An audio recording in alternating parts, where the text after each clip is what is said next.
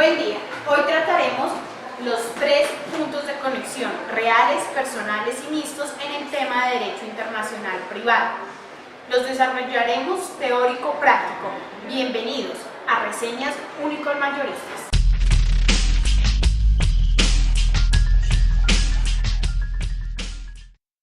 Buen día. Para iniciar es importante definir que un punto de conexión de una norma de conflicto consiste en una circunstancia fáctica o un elemento jurídico que permite atribuir a una categoría jurídica la aplicación de una ley concreta.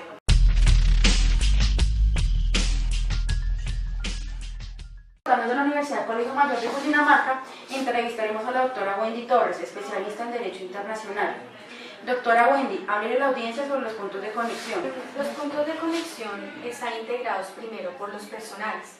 Este punto de conexión tiene a su vez la nacionalidad, el domicilio, la residencia y el establecimiento de comercio. Doctora Wendy, háblenos sobre la nacionalidad. La nacionalidad es el vínculo jurídico y político de una persona y el Estado, que le atribuye la condición de ciudadano de un Estado en función del lugar en que ha nacido, de la nacionalidad de sus padres o del hecho de haberse concedido la naturalización. Doctora Wendy, háblenos del domicilio. El domicilio es una relación jurídica que una persona sostiene con el municipio en el que vive de forma continua, celebra sus negocios, ejerce sus derechos civiles y políticos, concentra sus relaciones de orden jurídico y mantiene sus principales relaciones económicas y familiares. Háblenos de la residencia. La residencia es estrictamente la vivienda. La residencia es única. Bueno, doctora, y para finalizar el tema, háblenos de los establecimientos de comercio. Los establecimientos de comercio, de acuerdo al artículo 515 del Código de Comercio, establecen que se entiende por establecimiento de comercio un conjunto de bienes organizados por el empresario para realizar los fines de la empresa. Una misma persona podrá tener varios establecimientos de comercio y a su vez un solo establecimiento de comercio podrá pertenecer a varias personas y destinarse al desarrollo de diversas actividades comerciales, como por ejemplo tiendas, supermercados, almacenes, bodegas y fábricas o plantas industriales, etc.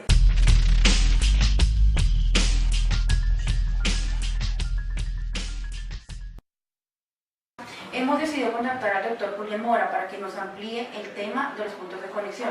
El doctor Julián Mora es egresado de la Universidad Colegio Mayor de Cundinamarca y especialista en Derecho Internacional de la Universidad de Princeton. Doctor Julián Mora, ¿puede comunicarle a nuestra audiencia del Colegio Mayor de Cundinamarca su opinión sobre los puntos de conexión mixtos?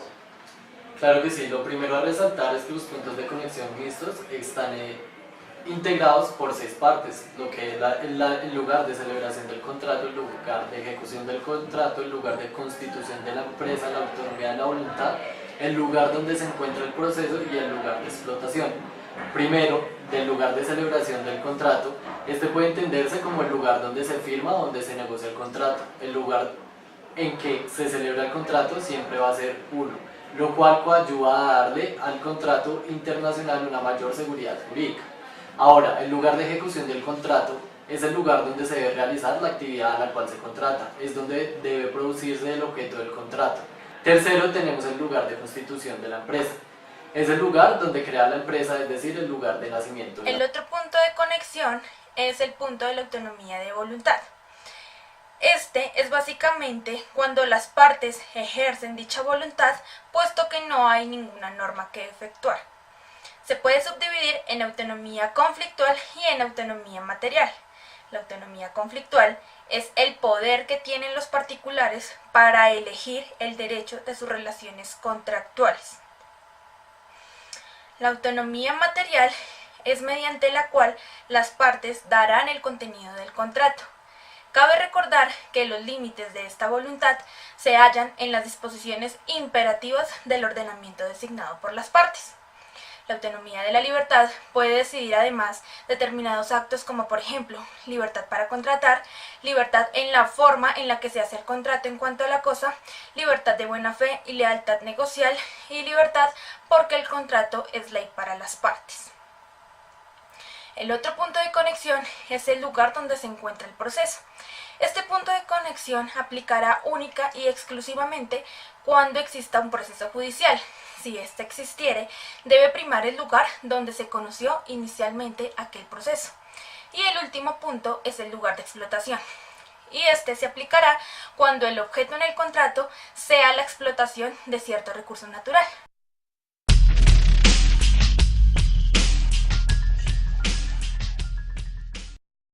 ¿Qué son los puntos de conexión reales? Son aquellos que contemplan a los bienes entre los que encontramos. Primero, el lugar de ubicación de los inmuebles. Este punto de conexión real es tan antiguo como el propio derecho internacional privado. Ha sido la base de sustentación de las doctrinas territorialistas. Se trata de una regla simple que da certeza jurídica y reemplazable además para el cumplimiento de las políticas urbanísticas, fiscales y medioambientales que cada Estado necesita llevar a cabo en forma permanente. Este punto ha sido justificado por razones de soberanía en cuanto a que las sumas de los bienes inmuebles conforman el territorio nacional, sustento indispensable del Estado-nación. Además, el hecho de que cumple con el criterio de proximidad, base para la formulación de una regla de conflicto, a su vez de favorecer la certeza y la efectividad, por cuanto ninguna medida de ejecución sobre los bienes inmuebles puede cumplirse sin la aquiescencia del Estado donde están ubicados. ¿Quién y cómo se puede bloquear la medida de ejecución dictada en el extranjero? El Estado donde se encuentra el bien raíz puede bloquear cualquier medida de ejecución dictada en el extranjero.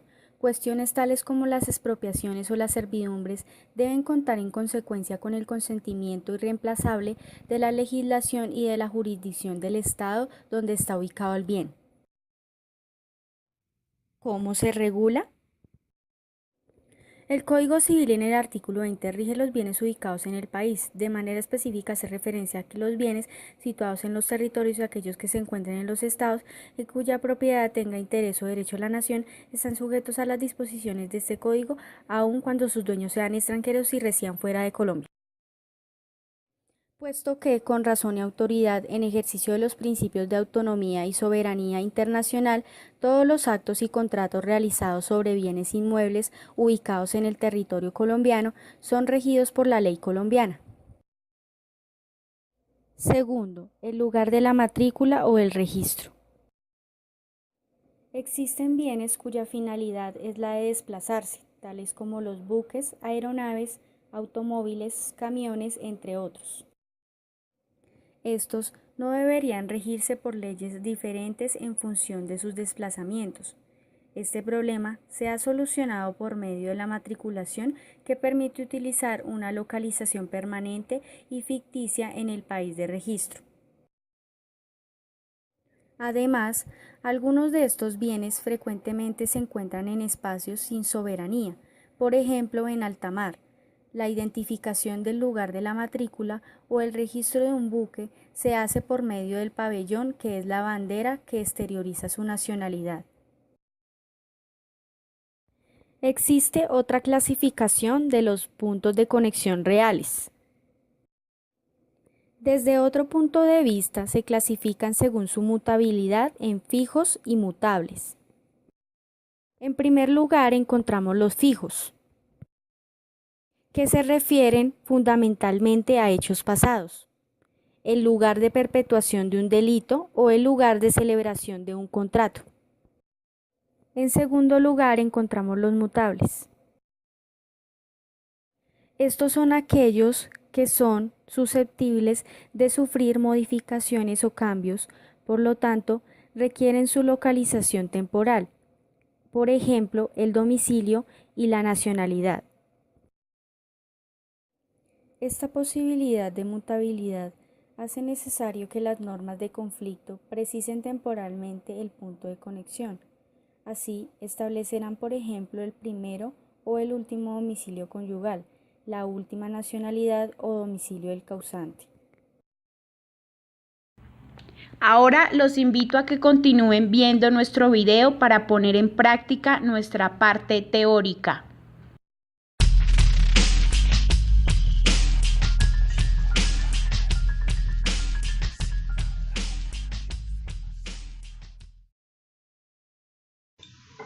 Ejemplos de puntos de conexión. Bien, empecemos. Tenemos a Diana, al padre y a Juana. El padre de Juana muere y deciden hacer una nueva vida en Panamá, en donde tienen su nueva residencia.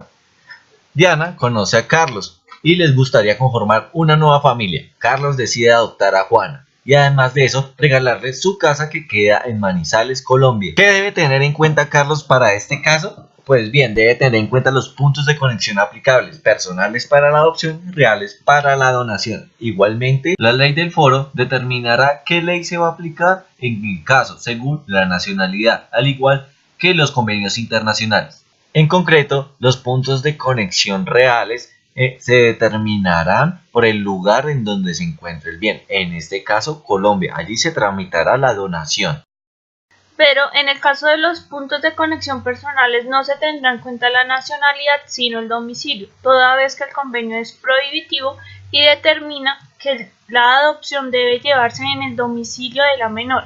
En el caso sería Panamá. Anteriormente el Código panameño permitía la revocabilidad de la adopción.